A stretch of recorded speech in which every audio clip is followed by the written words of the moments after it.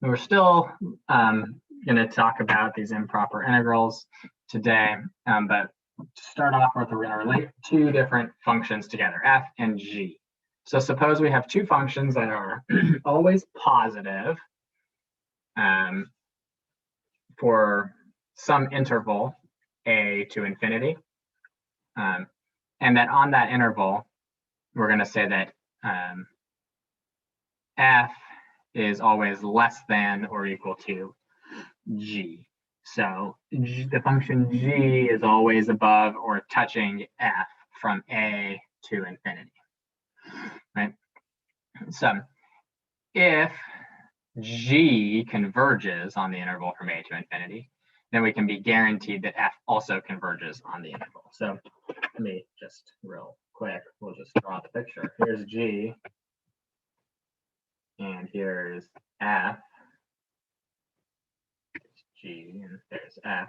If g converges, well then that means it has a finite amount of area underneath it, which had better tell us that f also converges, because f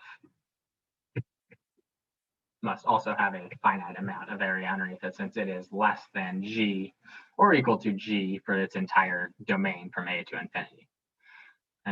And likewise, the sort of the converse of that is true, that if f diverges, if the one that's smaller diverges, then that means that the one that's always greater than or equal to it, g, will also diverge. And that, I hope, makes just some basic, conceptual sense there. Does it?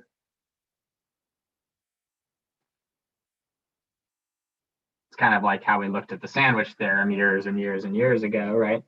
We said if we have one function that's always sandwiched between the other ones, and the limits of the outer ones at a point are equal, then the limit of the one sandwiched between them is equal. Well, if I have a function that's got a finite amount of area that's always bigger than another function, well, that smaller one must also have a finite amount of area. Vice versa. If the smaller one has an infinite amount of area, the one that's bigger than it must also have an infinite amount of area. Hopefully that's fairly easy conceptually to comprehend. Yes. Oh, good. All right. So we're going to use this to learn something about a function that we actually can't integrate. So the function e to the negative x squared doesn't have an explicitly defined integral, but we should still be able to determine if something like the integral of it from 1 to infinity converges or diverges. If we can find a function on the interval 1 to infinity that is always greater than or equal to e to the negative x squared, and it converges, then e to the negative x squared must also converge. Or if we can find a function that's always less than or equal to e to the negative x squared on the interval from 1 to infinity, and that function diverges, then we know that e to the negative x squared will diverge. So even though we won't be able to integrate e to the negative x squared, we should still be able to determine whether this integral converges or diverges. So we want to look for some function that on the interval 1 to infinity is either guaranteed to be larger than this or guaranteed to be smaller than this. Anybody have a function that they want to think about here? It's gonna be similar to this function. It's gonna be related to it. I remember they both have to always be positive on the interval. Oh my, lots of people in the chat have something to say. Except the chat didn't open.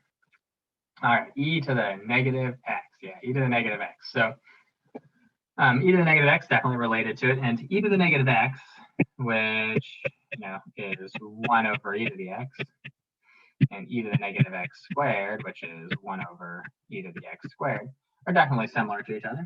And I know in the chat somebody said that one of them is always larger. Which one is always larger than the other one?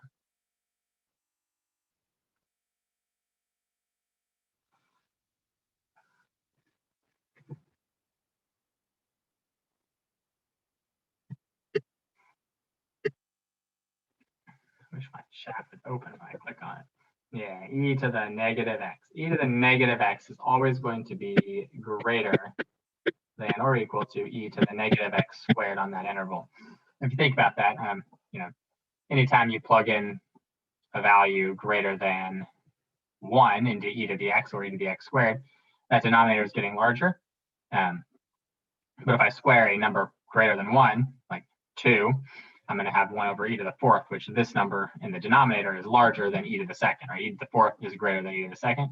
So the denominator of e to the negative x squared is larger than the denominator of the e to the negative x. And so, therefore, this one, e to the x squared in the denominator is always less than the e to the x denominator. Does that make sense to everyone? Yes. All right, so our goal then will be, since we found a function that is always greater than or equal to our function, our hope will be to show that the e to the negative x function on 1 to infinity converges. And if it converges, then the one that's always smaller than it, the one we care about, will also converge. So let's take a look at the integral from 1 to infinity of e to the negative x dx, which should be the limit as a approaches infinity of the integral from 1 to a of e to the negative x dx, which is still going to be a limit as a approaches infinity, plus the integral of e to the negative x. Should be negative e to the negative x, and we'll evaluate that from 1 to a, giving us the limit as a approaches infinity of negative e to the negative a minus negative e to the negative 1. And if we evaluate that at infinity, right, as a goes towards infinity, what is the first piece of it going to become? What is the negative e to the negative a as a goes to infinity?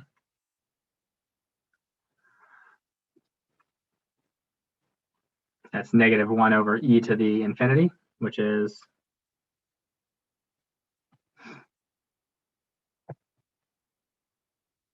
0, right? And then plus, the negatives cancel, right? Plus 1 over e. So we end up with 1 over e, which tells us that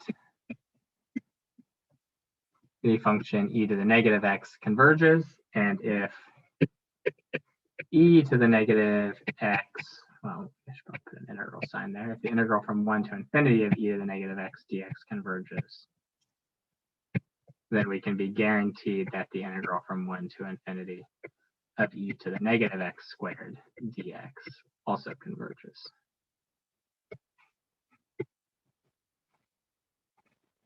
Make sense? Or no?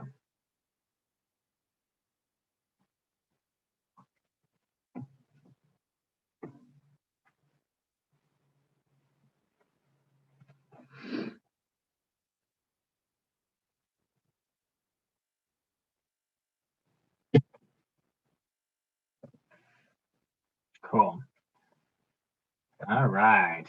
Let's see if we can find the circumference of x squared plus y squared equals 16, show that it's 8 pi. Now, I was going to have us use the arc length formula for this, but there might be an easier way to do it. We could use the arc length formula. What would we have to do if we wanted to use the arc length formula? We'd have to put it in terms of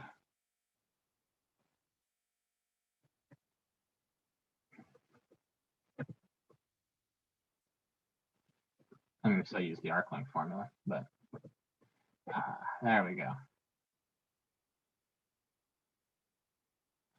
Sorry, what is your question, Molly? Would we get points marked off if we didn't do the limit with a when one of the limits of integration is infinity or negative infinity? No, you could use b or c or any variable you want, but you have to do it as a limit. So if you don't do it as a limit, you'll get marked off because you can't do an integral with an infinite value as one of the limits. It has to be done with a finite value as the limits or with a variable as a limit. So yeah, always write out that limit. All right, so how are we going to do this? How are we going to find the how are we going to find the circumference of this circle? We're going to use arc length in some way or another. And one of the ways will require us to do an improper integral, and one of the ways will not require us to do an improper integral. So I'll let you guys decide how you want to do this, and we'll see how easy it becomes, whether we decide to choose the method. All right, Adrian wants to do r equals 4. Yeah, we want to do this in polar. That's going to make life a lot easier. Exactly. So if r is 4, what is x and what is y?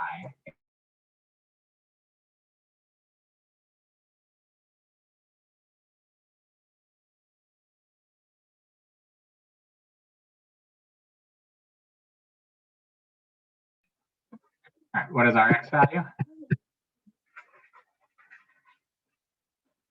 It should be 4 cosine theta. And our y value should be 4 sine theta. And our dx d theta then should be what?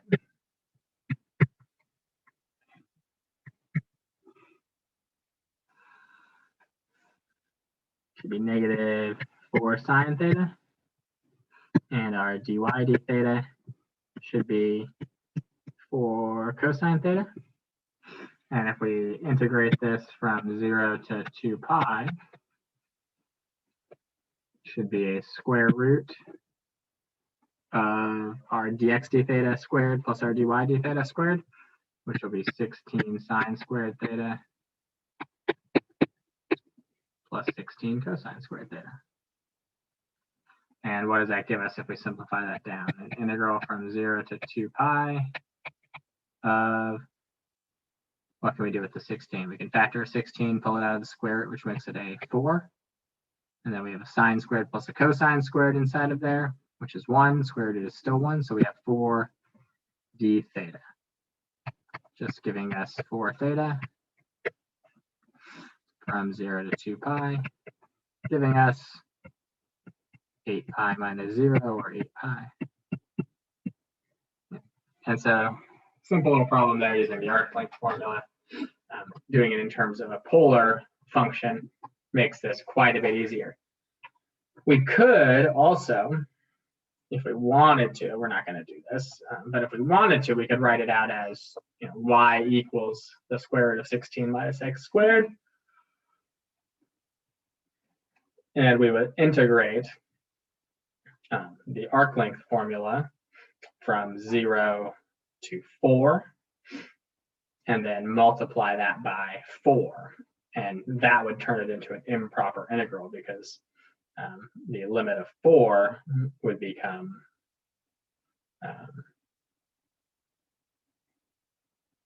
the limit at 4. Yeah, the limit at 4 would have to be replaced, because that would be, actually it wouldn't have to be. So yeah, this is the easiest way to do it anyway.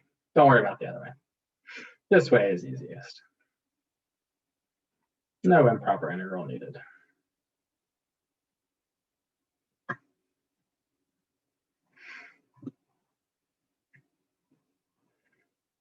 All right, let's do one with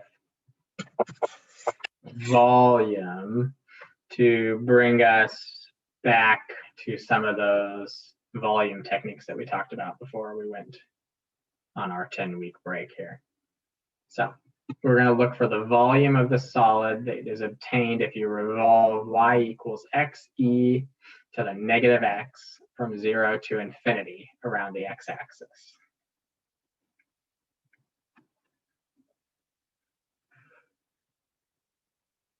So how will we do this?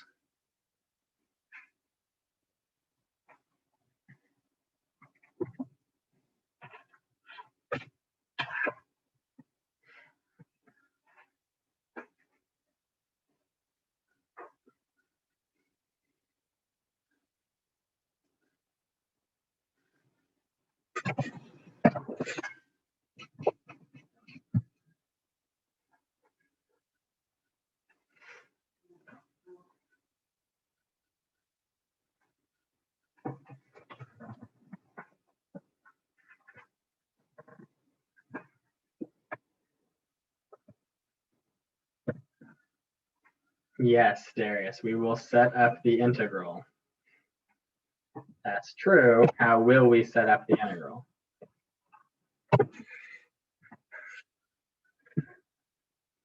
How do we find the volume of a solid that's being revolved around the x-axis? So x e to the negative x, right?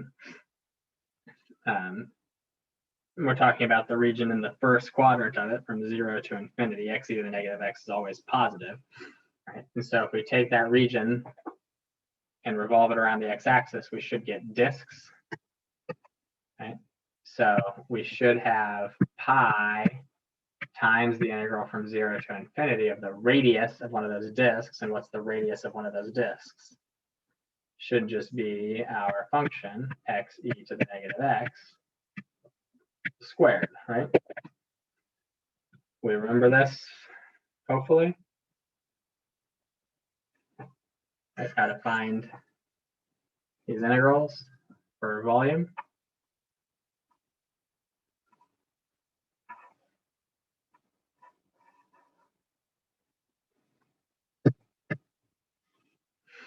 Okay. You guys had me worried there for a little bit. Seemed like they knew what they were doing. All right, so in order to do this, since we're going towards infinity, we're going to have to write it as a limit. So this is going to be pi and a pi. The pi can go outside the limit. Pi times the limit as, we'll say, a approaches infinity of the integral from 0 to a of x squared e to the negative 2x dx.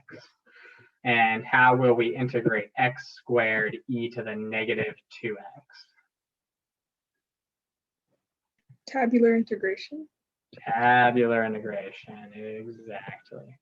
So x squared differentiates to 2x, then to 2, then to 0, and e to the negative 2x integrates to negative 1/2 e to the negative 2x, and then to positive 1/4 e to the negative 2x, and then negative 1/8 e to the negative 2x. Everybody agree with all of those derivatives and integrals?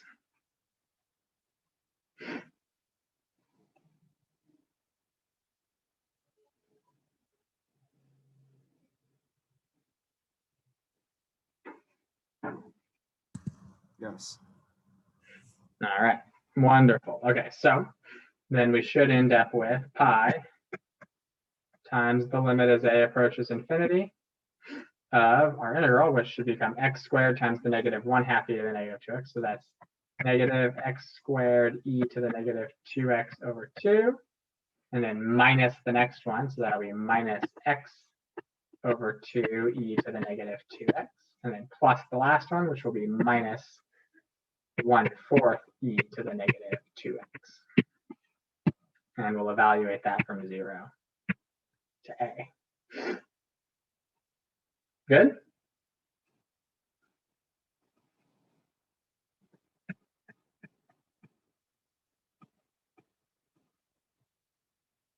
Okay. And then this will become negative a squared e to the negative 2a over 2 minus a e to the negative 2a over 2 minus e to the negative 2a over 4, and then minus all of these things evaluated at 0. So if I evaluate this at 0, e to the 0 is 1 times 0 is 0 over 2 is 0. And this is 0 times 1 over 2, which is again 0. And this is 0, or sorry, e to the 0 is 1 times the 1 over 4 is a negative 1/4. Everybody feel all right about that?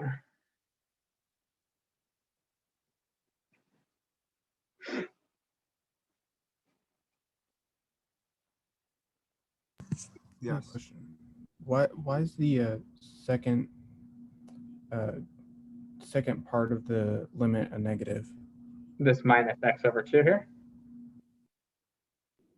Yeah. Because when you do your tabular integration, it's the original function that you took the derivative of times the first integral, and then it's minus the next one, like the next set of 2, and then plus the next set of 2, and then minus, and then plus. They alternate between positive and negative. So since the 2x and the 1/4 were both positive, that's the second round though, so it has to be a minus in between.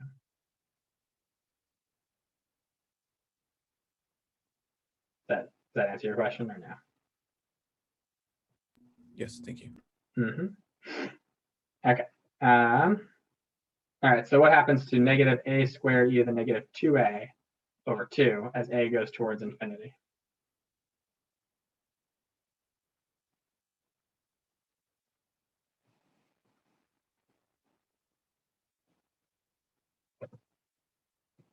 Should be going towards 0, right? Because the denominator, which becomes e to the 2 times infinity, right, as that drops to the bottom, dominates the negative a squared. Same here, the e to the negative 2a will dominate the a. Same here, the e to the negative 2a dominates the 1 that's up there. So all three of these pieces,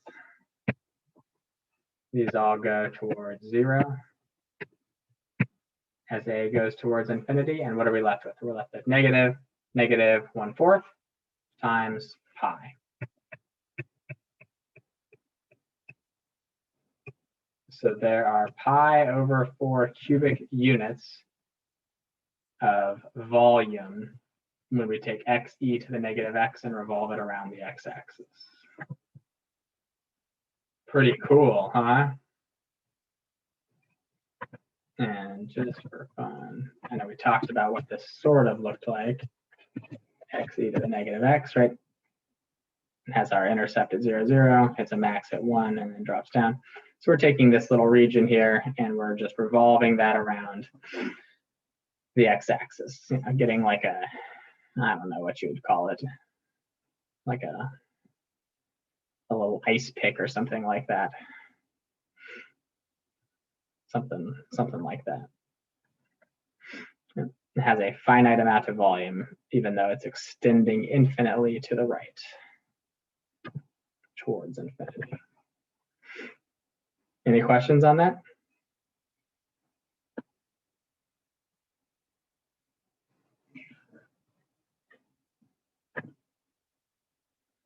All right, let's do this one. The area underneath 1 over x. And we're going to do a couple of different calculations with this function 1 over x here right now. So first calculation we're going to do is to find the area underneath the curve. You guys want to work on that on your own just to make sure you remember how to do it? You can do it by yourself.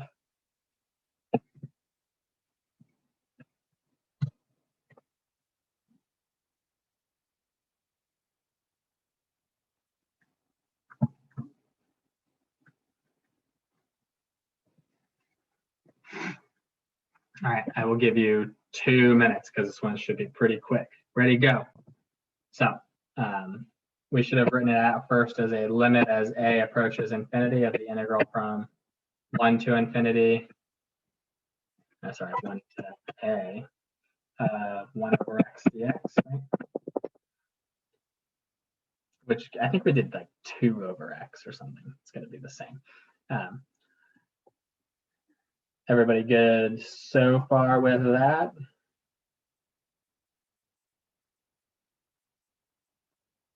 Yeah. And so then that becomes the limit as a approaches infinity of natural log absolute value of x from 1 to a.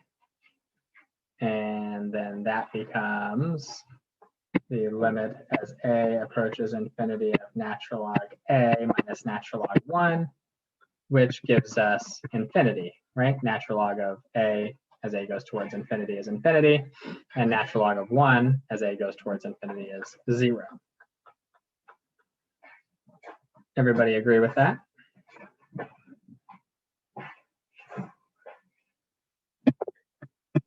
So what does that tell us? It tells us that this is divergent. And it tells us that from 1 to infinity, this function has infinite area. True? All right, cool, great, exciting, right? Some of them have had infinite area, some of them have not. Not anything too crazy, exciting, and special. Now, what I'd like you to do is take this same region, 1 over x, from 1 to infinity, rotate it around the x-axis, so you get a 3-dimensional shape, kind of like a little funnel-looking thing. And I want you to find the volume of it. All right. In fact, let's just go through and do this together. This should be, if we're going to find the volume, pi times the integral from 1 to infinity of the radius 1 over x squared, which is 1 over x squared dx. Would you all agree that'd be the right setup for the volume from 1 to infinity?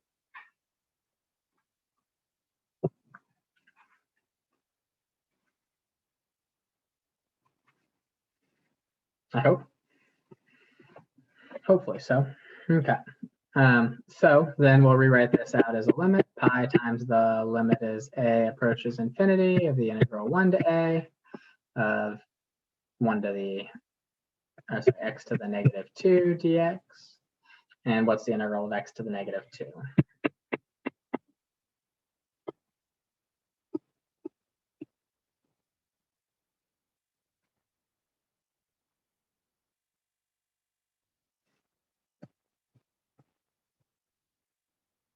Should be negative 1 over x, right, from 1 to a. And what does that give us? It gives us a limit as a approaches infinity of negative 1 over a minus negative 1 over 1. And as a goes towards infinity, what is negative 1 over a?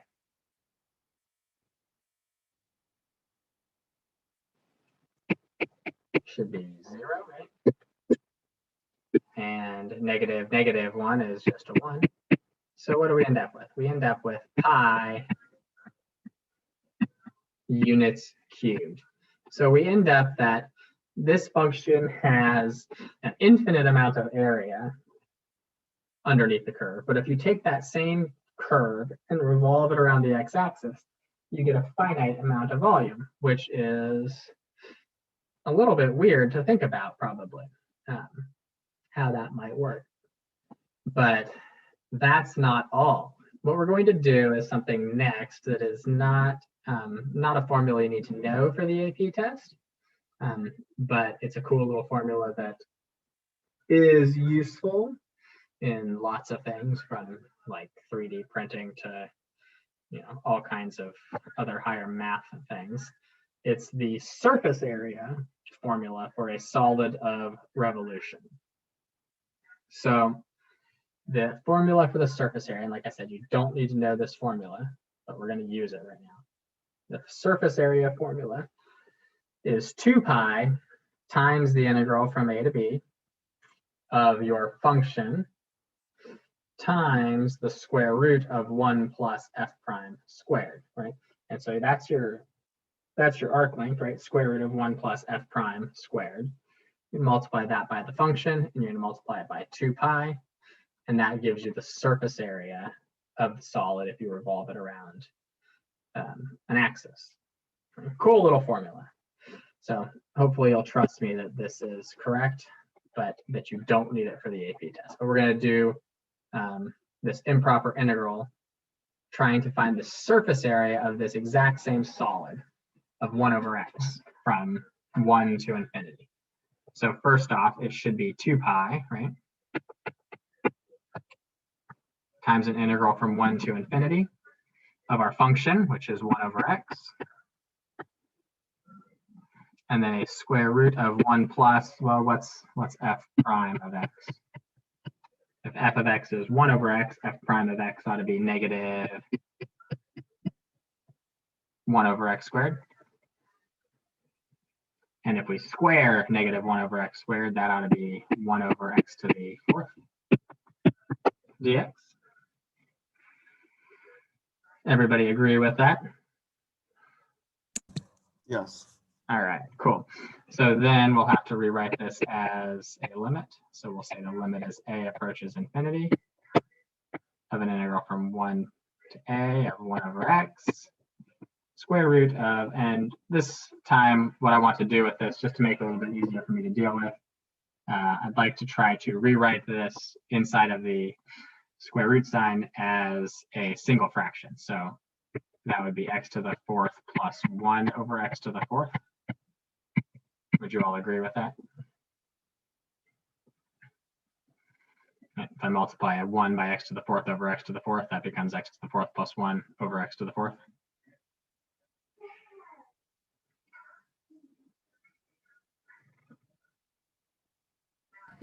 Yes. Okay. All right, so we got 2 pi. We got a limit as a approaches infinity. We got an integral from 1 to a. And how could I rewrite this in a maybe slightly simpler manner? What can I do with this x to the fourth in the denominator of the square root?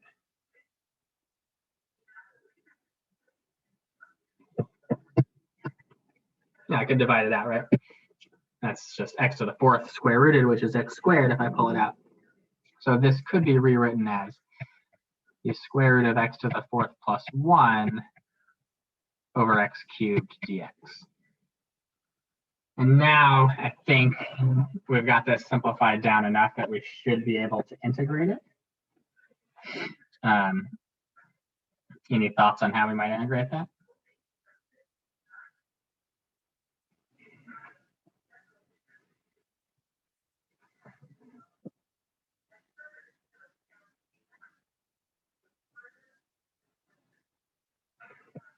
That's right. I said to nobody's response. Let's do it by parts. Oh, somebody's going to respond. You sub. Ah, yeah, just kidding, right? Yeah. Let's do this by parts. All right.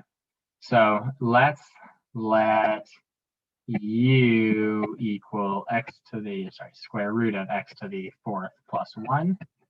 And let's let dv equal the rest of it. So dv will be 1 over x cubed dx. And what will du be? It ought to be 1 over 2 root x to the fourth plus 1, right? Times 4x cubed. So I'm going to have a 4 and a 2, so I'll just cancel that and make it a 2.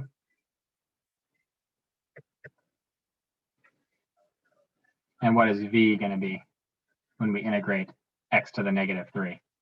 Should be negative 1 over 2x squared. Everybody agree with that?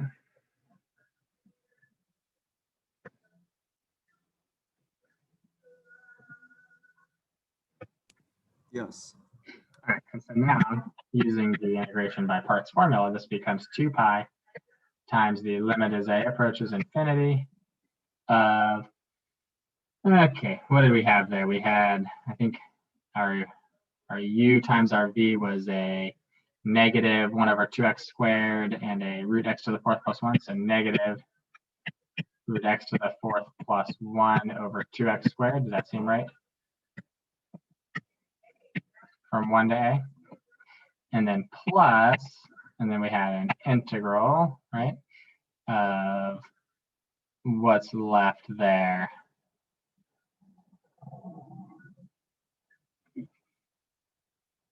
Have to look at that real quick. Okay, if we simplify this down, right, it should end up becoming a, or not, it shouldn't be a plus, it should be a minus. Oh, yeah, it should have been a minus, right? And then actually it's going to become a plus because we have a negative on our v and our du. Those will cancel out, so we're going to have a 2's cancel, so we're going to have an x over and root x to the fourth plus 1, and that's going to become a plus.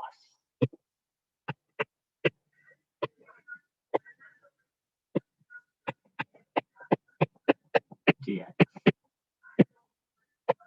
Everybody agree with that?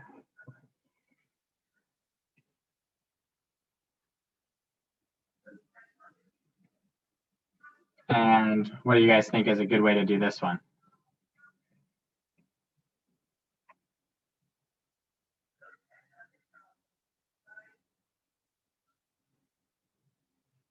All right, agreed. Let's do a trig sub. Let's let x squared equal tangent theta don't know, I wrote a d theta. That's an x squared equal tangent theta, which will make 2x dx equal to secant squared theta d theta. And so in order to get a 2x dx, I'm going to have to put 2 in here and a 1/2 here. So we're going to have something like this. 2 pi times the limit as a approaches infinity of negative root x to the 4th plus 1 over 2x squared from 1 to a. And then plus 1/2. And let's see here. This now is an integral of what? The 2x dx becomes secant squared theta d theta, and the denominator is going to become what? A tangent squared theta plus 1. And I'm just going to leave these limits as x equals 1 and x equals a for now, because dealing with inverse tangents and such up there is going to be a little bit of a pain. Good or no? Everybody still surviving that? Can you explain the trig part again? What about doing the substitution, or how I got this after the substitution? The substitution. Yeah, I mean, so I saw that this was similar to, right, we had x, x squared plus a squared. We did a tangent substitution. Well, this was u squared plus a squared. So with u equal to x squared, I'm just kind of like,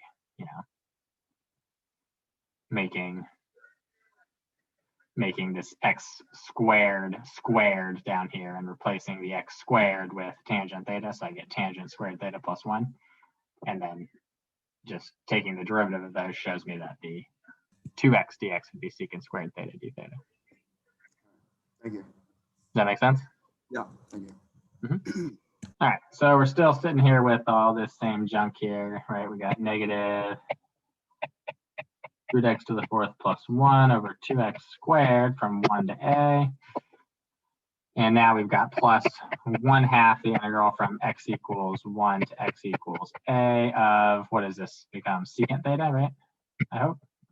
That's secant theta down at the bottom, and secant squared over secant is secant. And so now we're getting close to being done. We got 2 pi times the limit as a approaches infinity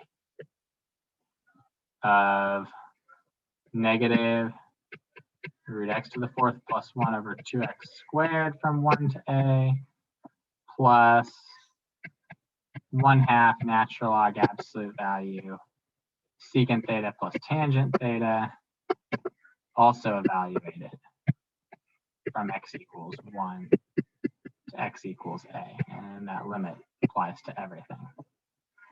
Good or no?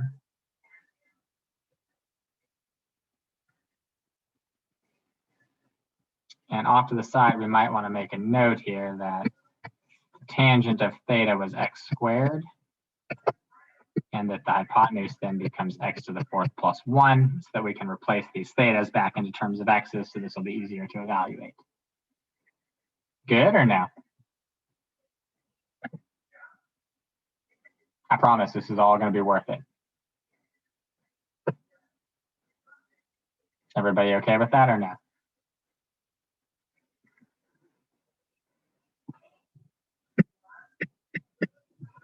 All right, so we got 2 pi. And we got a limit as a approaches infinity of, now it's negative root x to the 4th plus 1 over 2x squared, because we've written that a million times. And it's plus 1/2 natural log absolute value of, what was it, secant theta. And if we look back here, secant theta is just root x to the 4th plus 1, right? So root x to the 4th plus 1 plus tangent theta, and tangent theta was just plus x squared, right? From 1 to a.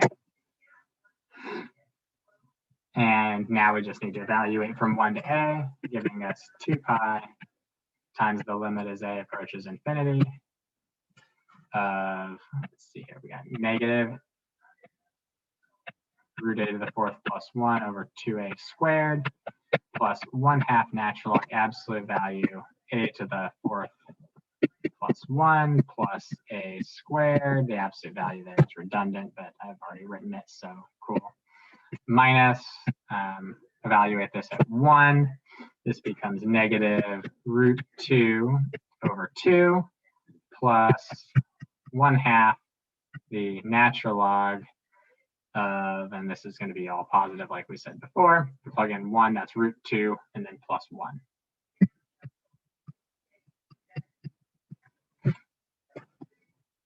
Everybody agree and good with all that?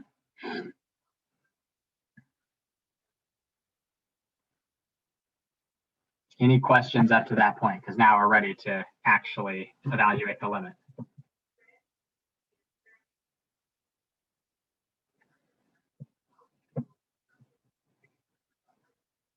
All right, so now we have 2 pi plus 2 pi times, let's see, as a goes towards infinity, a to the 4th plus 1 inside of a square root is like an a squared, right? And the a squareds will cancel, and we end up with a negative 1/2 there, plus 1/2 the natural log of, what do we get inside of there? A goes towards infinity, a to the 4th plus 1 is infinite, and a squared is infinite. And therein we have a problem, don't we? And what's our problem?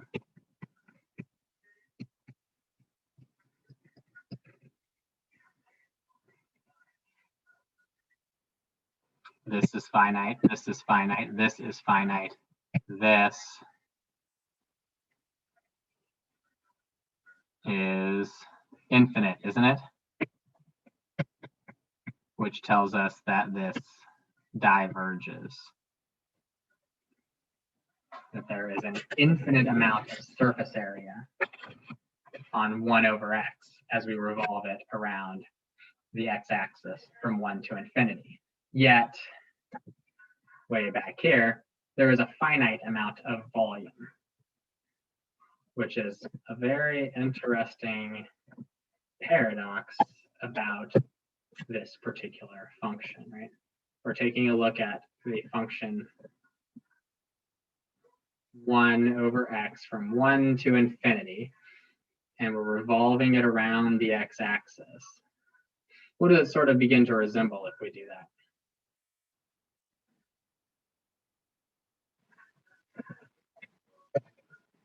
I can throw the other half of it, this is a, a cross section of it. What is it? What did you guys say that sort of looks like?